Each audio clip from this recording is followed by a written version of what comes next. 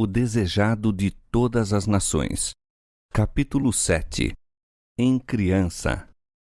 A infância e juventude de Jesus foram passadas numa pequenina aldeia montanhesa. Não haveria lugar na terra que não se tivesse honrado por sua presença. Os palácios reais ter-se-iam sentido privilegiados em o receber como hóspede, mas ele passou pelos lares afortunados, pelas cortes da realeza e pelas famosas sedes do saber, para fazer de seu lar a obscura e desprezada Nazaré. Maravilhoso em sua significação é o breve relatório da primeira parte de sua vida. E o menino crescia e se fortalecia em espírito, cheio de sabedoria, e a graça de Deus estava sobre ele. À luz da presença de seu pai, crescia Jesus em sabedoria e em estatura e em graça para com Deus e os homens. Lucas 2:52. Seu espírito era ativo e penetrante, com uma reflexão e sabedoria além de sua idade. Também o caráter era belo na harmonia que apresentava. As faculdades da mente e do corpo desenvolviam-se gradualmente segundo as leis da infância. Jesus revelava, como criança, disposição singularmente amável. Aquelas mãos, cheias de boa vontade, estavam sempre prontas para servir a outros. Manifestavam uma paciência que coisa alguma conseguia perturbar e uma veracidade nunca disposta a sacrificar a integridade. Firme como a rocha em questões de princípios, sua vida revelava a graça da abnegada cortesia. Com profunda solicitude, observava a mãe de Jesus o desenvolvimento das faculdades da criança e contemplava o cunho de perfeição em seu caráter. Era com deleite que procurava animar aquele espírito inteligente de fácil apreensão. Por meio do Espírito Santo, recebia sabedoria para cooperar com os instrumentos celestiais no desenvolvimento dessa criança que só tinha a Deus por Pai. Desde os primitivos tempos, os fiéis em Israel haviam dado muita atenção à educação da juventude.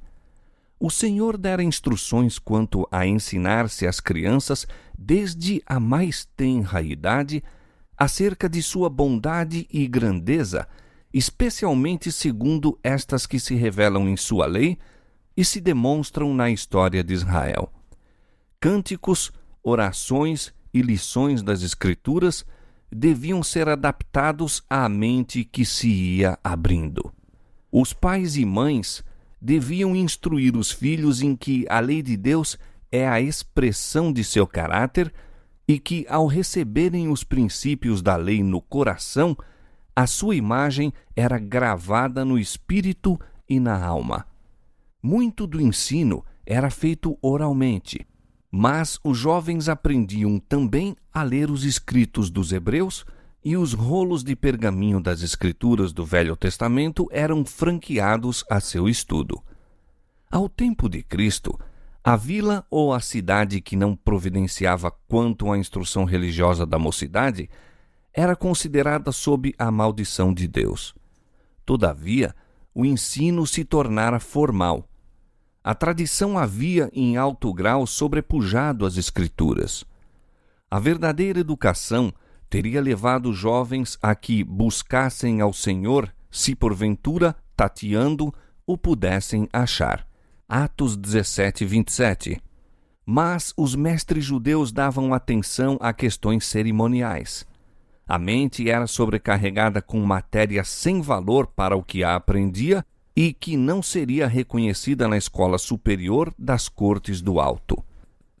A experiência obtida mediante a aceitação individual da palavra de Deus não tinha lugar no sistema educativo.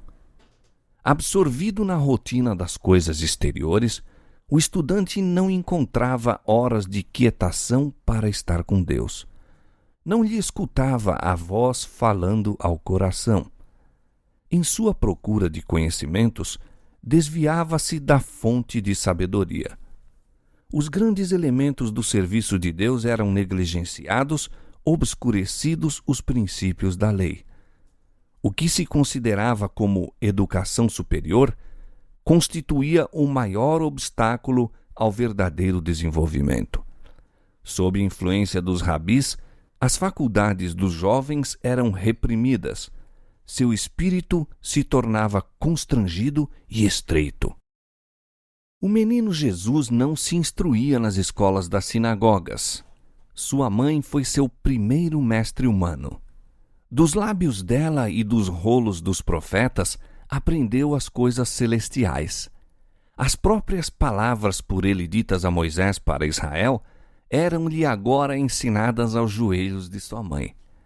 Ao avançar da infância para a juventude, não procurou as escolas dos rabis. Não necessitava da educação obtida de tais fontes, pois Deus lhe servia de instrutor. A pergunta feita durante o ministério do Salvador, como sabe este letras, não as tendo aprendido? João 7,15. Não quer dizer que Jesus não soubesse ler, mas simplesmente que não recebera instrução dos rabinos. Uma vez que ele obteve conhecimento como o podemos fazer, sua familiarização com as Escrituras mostra quão diligentemente os primeiros anos de sua vida foram consagrados ao estudo da Palavra de Deus. E perante ele estendia-se a grande biblioteca das obras criadas por Deus.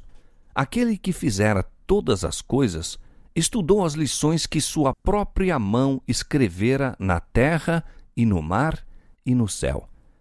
Desviados dos profanos métodos do mundo, adquiriu na natureza acumulados conhecimentos científicos.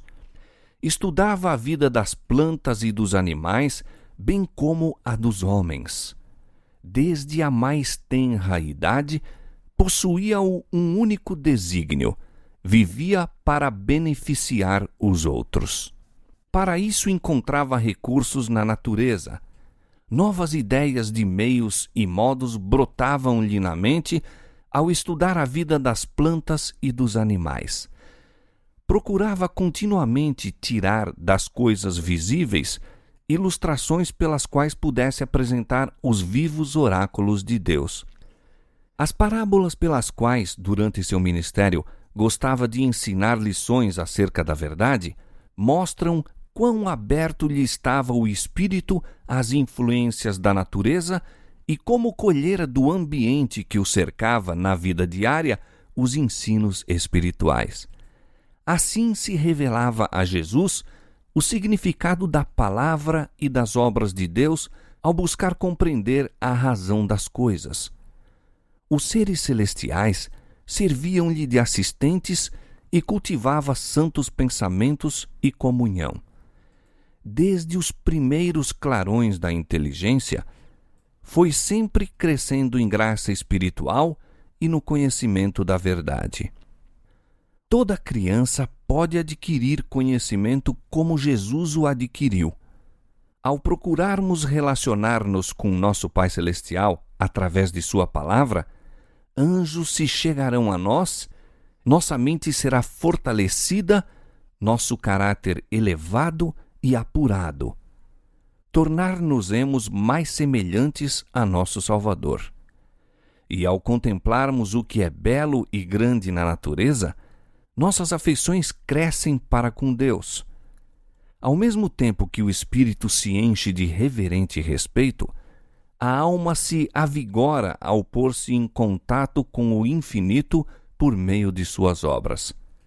A comunhão com Deus, mediante a oração, desenvolve as faculdades mentais e morais, e as espirituais se robustecem ao cultivarmos pensamentos sobre assuntos espirituais. A vida de Jesus estava em harmonia com Deus. Enquanto criança, pensava e falava como criança, mas nenhum traço de pecado desfigurava nele a imagem divina. Não ficou, no entanto, isento de tentação. Os habitantes de Nazaré eram proverbiais por sua impiedade. O mau conceito em que eram geralmente tidos revela-se na pergunta de Natanael: pode vir alguma coisa boa de Nazaré? João 1,46. Jesus foi colocado num lugar em que seu caráter seria provado. Era-lhe necessário estar sempre em guarda a fim de conservar sua pureza. Estava sujeito a todos os conflitos que nós outros temos de enfrentar, para que nos pudesse servir de exemplo na infância, na juventude, na idade varonil. Satanás era infatigável em seus esforços para vencer a criança de Nazaré. Desde seus primeiros anos, Jesus era guardado por anjos celestiais, todavia sua vida foi uma longa luta contra os poderes das trevas. Que houvesse de existir na terra uma vida isenta de contaminação do mal, era uma ofensa e perplexidade para o príncipe das trevas. Não houve meio que não tentasse para enredar Jesus. Nenhum dos filhos dos homens será jamais chamado a viver uma vida santa em meio de tão renhido conflito com a tentação como nosso Salvador. Os pais de Jesus eram pobres e dependentes de sua tarefa diária. Ele estava familiarizado com a pobreza, a abnegação, as privações. Essa experiência serviu-lhe de salvaguarda. Em sua laboriosa vida, não havia momentos ociosos para convidar a tentação. Nenhuma hora vaga abria a porta às companhias corruptoras. Tanto quanto possível, cerrava a porta ao tentador. Ganho ou prazer, aplauso ou reprovação, não o podiam levar a condescender com uma ação má. Era prudente para discernir o mal e forte para a ele resistir. Foi Cristo o único ser livre de pecado que já existiu na terra. Todavia, viveu por quase 30 anos entre os ímpios habitantes de Nazaré. Este fato é uma repreensão aos que fazem depender de lugar, fortuna ou prosperidade o viver uma vida irrepreensível. Tentação, pobreza, adversidade, eis justamente a disciplina necessária para o desenvolvimento da pureza e firmeza. Jesus viveu num lar de campônios e desempenhou fiel e alegremente sua parte em suportar as responsabilidades da vida doméstica. Fora o comandante do céu, e anjos se tinham deleitado em lhe cumprir as ordens. Era agora um voluntário servo, um filho amorável e obediente. Aprendeu um ofício e trabalhava com as próprias mãos na oficina de carpintaria de José. Nos simples trajes de operário comum, caminhava pelas ruas da pequenina cidade, indo e voltando em seu humilde labor. Não empregava o poder divino de que dispunha para aligeirar os próprios fardos ou diminuir a própria lida. À medida que Jesus trabalhava na infância e na juventude, mente e físico se lhe desenvolviam. Não empregava descuidadamente as forças físicas, mas de maneira a conservá-las sãs, a fim de fazer o melhor trabalho possível em todos os sentidos. Não queria ser deficiente, nem mesmo no manejo dos instrumentos de trabalho. Era perfeito como operário, da mesma maneira que era no caráter. Pelo exemplo, ensinou que nos cumpre ser industriosos, que nosso trabalho deve ser executado com exatidão e esmero, tornando-se assim honroso. O exercício que ensina as mãos a serem úteis e educa os jovens em fazer sua parte quanto às responsabilidades da vida, comunica a robustez física e desenvolve todas as faculdades. Todos devem procurar fazer alguma coisa que lhe seja útil ou de auxílio a outros. Deus designou o trabalho como uma bênção e somente o trabalhador diligente encontra a verdadeira glória e alegria da vida. A aprovação de Deus repousa com amável confiança sobre as crianças e jovens que desempenham alegremente sua parte nos deveres da família, partilhando as responsabilidades do pai e da mãe. Tais filhos sairão de casa para ser úteis membros da sociedade. Através de sua existência terrestre, Jesus foi um ativo e constante trabalhador. Esperava muito resultado, muito empreendia, portanto.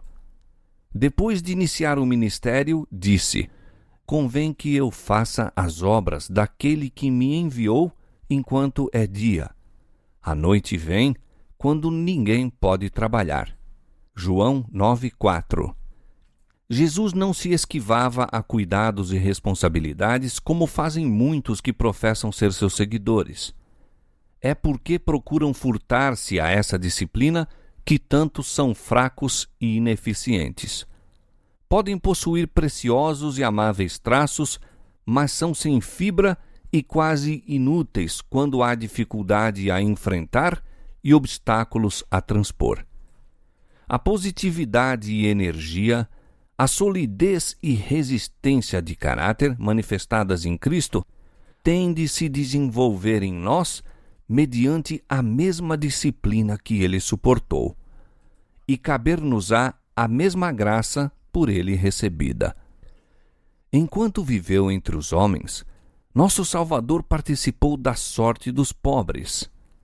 Conhecia por experiência seus cuidados e asperezas e podia confortar e animar a todos os humildes obreiros.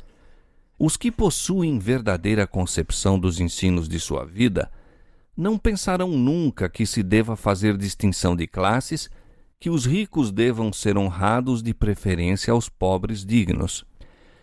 Jesus punha em seu trabalho alegria e tato. Muita paciência e espiritualidade se requerem para introduzir a religião bíblica na vida familiar e na oficina, suportar a tensão dos negócios do mundo e, todavia, conservar as vistas unicamente voltadas para a glória de Deus. Aí é que Jesus foi um auxiliador. Nunca estava tão cheio de cuidados do mundo que não tivesse tempo para pensar nas coisas de cima. Exprimia frequentemente o contentamento que lhe ia no coração, cantando salmos e hinos celestiais. Muitas vezes ouviam os moradores de Nazaré sua voz erguer-se em louvor e ações de graças a Deus. Entretinha em cânticos comunhão com o céu. E quando os companheiros se queixavam da fadiga do trabalho, eram animados pela doce melodia de seus lábios. Dir-se-ia que seu louvor banisse os anjos maus e, como o incenso, enchesse de fragrância o lugar em que se achava. O espírito dos ouvintes era afastado de seu terreno exílio para o lar celestial. Jesus era a fonte de vivificante misericórdia para o mundo, e durante todos aqueles retirados anos de Nazaré, sua vida fluía em correntes de simpatia e ternura. Os velhos, os sofredores, os oprimidos de pecado, as crianças a brincar em sua inocente alegria, as criaturinhas dos bosques, os pacientes animais de carga, todos se sentiam mais felizes por sua presença.